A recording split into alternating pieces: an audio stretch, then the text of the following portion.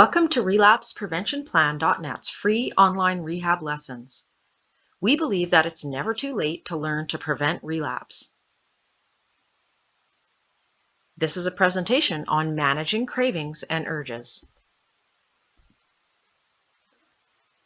In this presentation, you will learn to describe how exaggerated or distorted thinking results in negative emotions, to describe how obsessive-compulsive disorders are similar to impulse control disorders like drug and alcohol abuse or gambling and compulsive sex, and to describe the 4 steps to reduce obsessive thoughts, compulsions, and urges. Distorted thinking comes from the way we interpret events. It happens when we decide to describe most life events in very negative terms. Negative thoughts cause negative emotions like anger, sadness, anxiety, and depression. Negative thoughts and emotions lead to unhappiness and lapse or relapse. Our emotions and our actions are not separate from our thoughts. They are all interrelated. Thinking is the gateway to our emotions, and our emotions are the gateway to our actions. So, what are cognitive skills? Cognition is the act of creating knowledge by reasoning, intuition, or perception. Cognitive skills help us to change exaggerated or biased ways of thinking that cause stressful emotions like depression, anxiety, and anger. Errors in thinking result in inappropriate responses to situations. We create the way we feel by the way we think. The way we think and feel influences how we act. The online lessons teach cognitive skills to end distorted thinking. The relapse prevention model stresses the role of skills, reasoning, and perception in reducing negative emotions and conflict. Why do we feel the way we feel and act the way we do? Because of what we think and believe to be true. Relapse is a response to negative thoughts and emotions. To reduce relapse, it is important to look at the way you process information using what you believe to be true. But what about cravings and urges? Cravings and urges to use are not experienced as distorted thinking.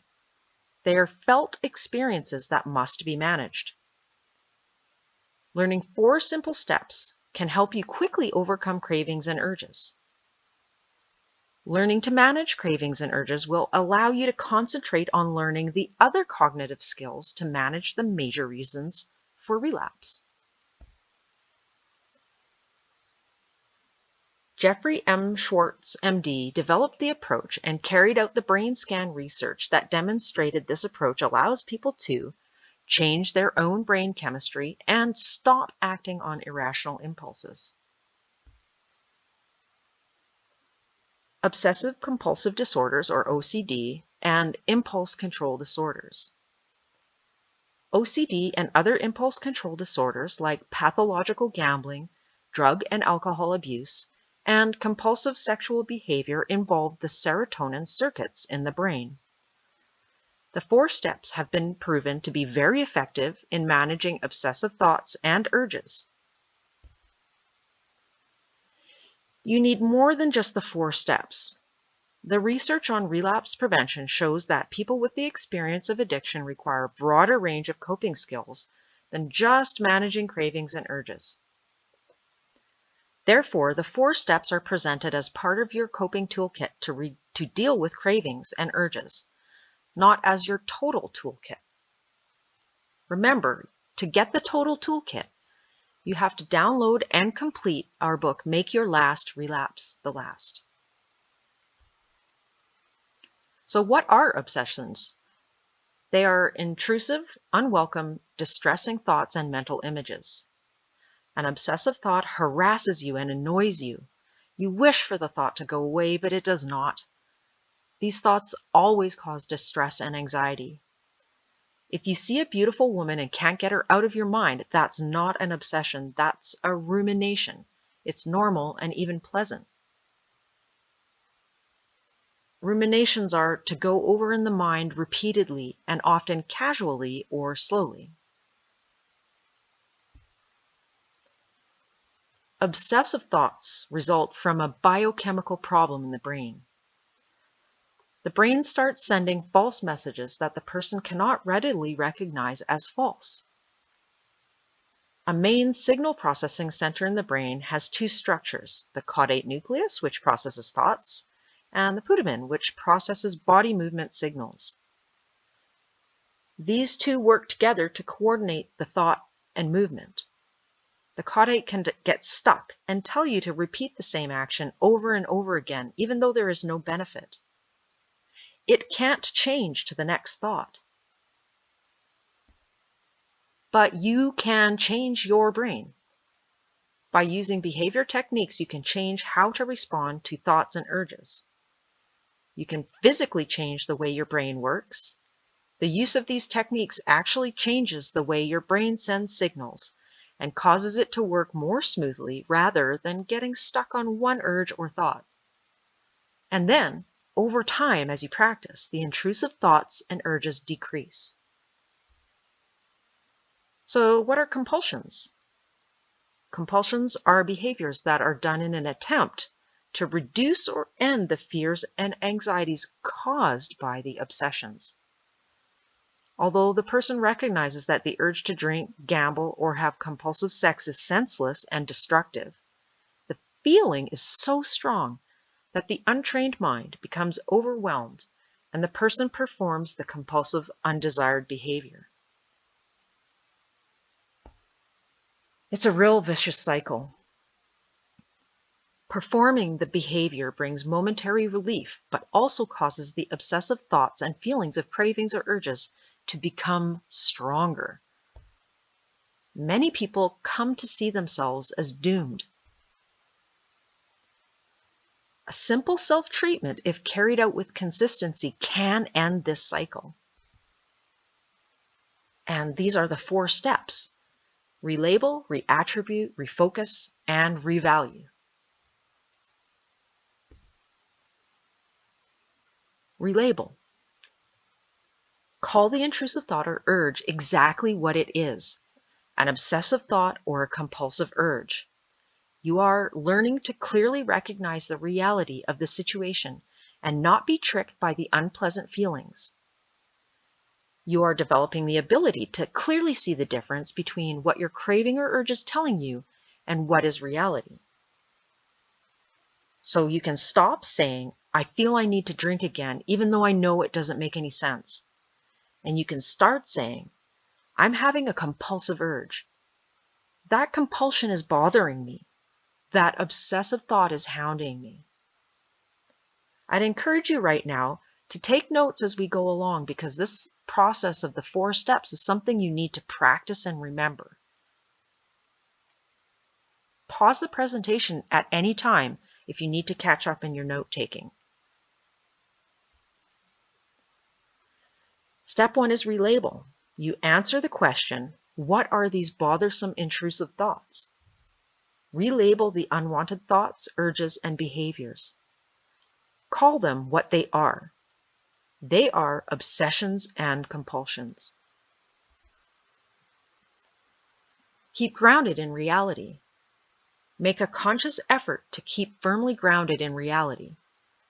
Avoid being tricked into thinking that the feeling that you need to drink, use, gamble, or have sex is a real need, because it is not. Your thoughts and urges are symptoms of an impulse control disorder. Your brain is sending false messages. Learning to relabel. It is more than shrugging and saying, it's not real, it's my brain. Mindful awareness is essential and requires you to consciously recognize the feeling. I feel a strong craving and urge to drink. To make a mental note of the unpleasant feeling of a craving or urge. I dislike the uncomfortable feeling that I must drink right now. and then to actively relabel it as a false message from your brain. This is not a real need. It's a faulty message from my brain, and I do not need a drink.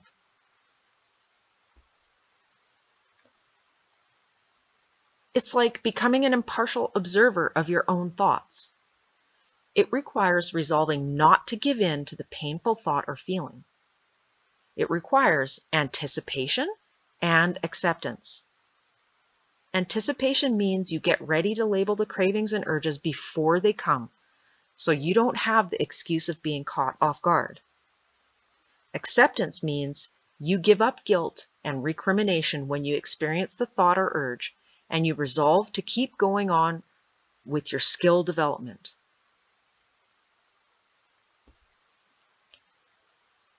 So the key points to remember about relabeling are to label your unwanted thoughts as what they really are, obsessions and compulsions. It won't make the thoughts and urges go away, but it will prepare you to change your responses. When you change your behavior, you change your brain. The key is to strengthen your ability to stand outside yourself and observe your feelings and actions with mindful awareness. Step 2 is reattribute. Answer the questions, why don't these bothersome thoughts, cravings, and urges go away? Why do they keep bothering me? And what causes them? There's strong evidence that a chemical imbalance causes your brain to get stuck and send wrong messages repeatedly. Your goal in this step is to realize that it's hard for you to shift behaviors because these sticky thoughts and urges are due to your balky brain.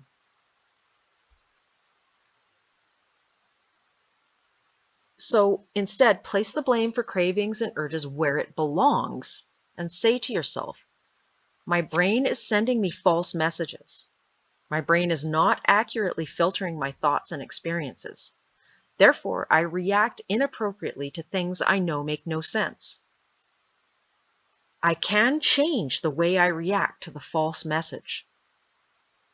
I can make my brain work better, which will improve bad thoughts and feelings.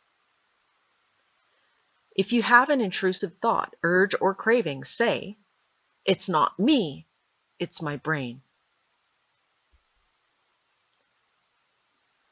So in step 2, reattribute and use the 15-minute rule. When your brain sends you a message, you don't have to act on it. First, relabel it, then reattribute it. You can tell yourself, I will not do this, I do not want to do this, it's not me, and it's just my brain. Wait 15 minutes and actively keep telling yourself, these are not real thoughts, these are faulty messages from my brain. This is where the practice comes in. And within 15 minutes, most cravings and urges begin to fade and are replaced with a feeling of control over yourself. You are no longer a passive victim. You are not doomed to this forever. You do have control. Relabel and reattribute are done together because they reinforce one another, and because mindful awareness and understanding that misinformation is coming from your brain work together. Sometimes giving in to thoughts, urges, and cravings are used as a way to avoid someone or something we don't want to deal with. That is why you also need to work hard on the cognitive and communication skills in the book Make Your Last Relapse the Last. Life problems cannot be avoided forever if you want to experience happiness and success. In the long term, it is easier not to give in to cravings and urges because changing your behavior changes your brain. Brain scan pictures show that the more automatic a behavior becomes, the less energy the brain cortex appears to need to perform it. So it has been scientifically demonstrated that by changing your behavior, you can change your brain and reduce the energy required to ignore urges and cravings. Change your responses to your brain's false messages, and you change the brain circuits that send those false messages. You are repairing yourself. Step 3 is refocus on another activity. Refocus means to do another behavior and take action. When you are trying to overcome urges to do behaviors such as drinking, using drugs, gambling, or compulsive sex, refocus your attention on a useful, constructive, enjoyable activity, such as gardening, drawing, or reading. The more you practice the refocus step, the easier it becomes. Remember, it's not how you feel, it's what you do that counts. Refocusing means to put your obsessive thought aside and work around it by putting your mind in another place and doing another behavior that is more pleasant and functional. It can be any activity, like taking a walk, doing needlepoint, shooting a few baskets, listening to music, or cooking. Early on, physical activity seems especially helpful. But whatever activity you choose, it must be enjoyable. And do the activity for at least 15 minutes. Then do it for another 15 minutes. It's not the 15 minutes that's important. The important thing is that at least for a few minutes, you're not sitting and dwelling on self-destructive and bothersome thoughts and urges. You will not be acting on the thoughts and urges. Relabeling senseless thoughts and reattributing them to a brain wiring problem will get you centered and ready to bring your mind away from cravings and urges and back to reality. Refocusing on another wholesome behavior causes the thoughts, cravings, and urges to reduce over time because they are not acted on. So you are teaching yourself negative response prevention. Don't try to eliminate the cravings and urges. Just work around them, and they automatically begin to reduce. You are learning to control your negative behavior responses. The best refocusing activities require concentration, strategy, and involve other people and bring you pleasure. Jogging alone is less likely to take your mind off urges than a game of bridge, solving a problem, or jogging with someone else. Give yourself credit for every little improvement you make, because the more you change your behavior, the more your thoughts will change, and it's little by little across time and practice. Step 4 is to revalue. Revalue is a natural outcome of the previous 3 steps. With consistent practice, you will quickly realize that your obsessive thoughts, cravings, and urges are worthless distractions to be ignored. You will be able to devalue those thoughts and urges and fend them off until they fade. Your brain will function in a more normal, automatic way. The intensity of your symptoms will decrease. Elude the trap of cravings and urges. Self-treatment begins with the 4 steps, which lead to changes in the brain, which result in lowered fear and a lessening of the intensity of cravings and urges. This leads to easier revaluation of the thoughts, cravings, and urges, because it makes it easier to see them for what they are, which is worthless garbage that is not worth paying attention to. This is the cycle of improvement. Revaluing makes it easier to relabel, reattribute, and refocus leads to further changes in the brain. During the refocus step, it is likely that the actual chemistry of the brain is changed, which causes the urge to diminish, making it easier to revalue. Revaluing makes it easier to relabel and reattribute, which leads to more refocusing. So instead of being trapped in a vicious cycle, you're now trapped in a positive cycle going forward. Missing an old friend? When the symptoms are gone, there is an emptiness. Because there are secondary gains to addiction, You don't have to face the real problems. Managing obsessive thoughts, cravings, and urges are a way to reduce symptoms and to allow you to focus your attention on other important life problems and to develop the other skills required for relapse prevention. Cognitive skills are self-management tools. To better manage your own depression, anxiety, anger, performance anxiety, and relationship issues, and to think more clearly about events and people in your life.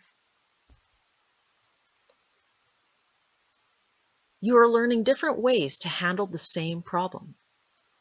By completing the online lessons and the book Make Your Last Relapse the Last, you will learn several different approaches to the same issue. A variety of techniques and ideas on the same theme will ensure you can choose what works for you now and have alternatives to use when your situation changes. You will learn many ways to end compulsive thoughts and prevent relapse. Over-practice and over-learning. Remember, it takes months of practice to modify habits and thinking that may have persisted for years. It takes a lot of practice to have your new coping skills become second nature, so you can use them when you are under stress. Remember, anticipate and be ready. Don't let the causes of relapse catch you off guard.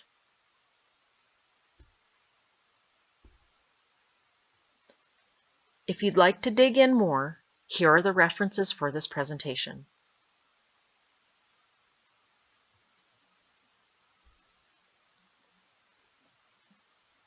In this presentation, you will have learned how to describe how exaggerated or distorted thinking results in negative emotions, to describe how obsessive-compulsive disorders are similar to impulse control disorders like drug and alcohol abuse, gambling, and compulsive sex, and to describe the 4 steps to reduce obsessive thoughts, compulsions, and urges. Don't forget to complete Chapter 5, Managing Cravings, in our free downloadable workbook, Make Your Last Relapse the Last, available at relapsepreventionplan.net. Remember, this video is not a substitute for proper medical care and consultation with your physician or qualified healthcare professional. Don't ignore professional advice or delay seeking treatment based on the information in this video or on this YouTube channel. Thank you for joining us. You can do it. We believe in you, so don't give up.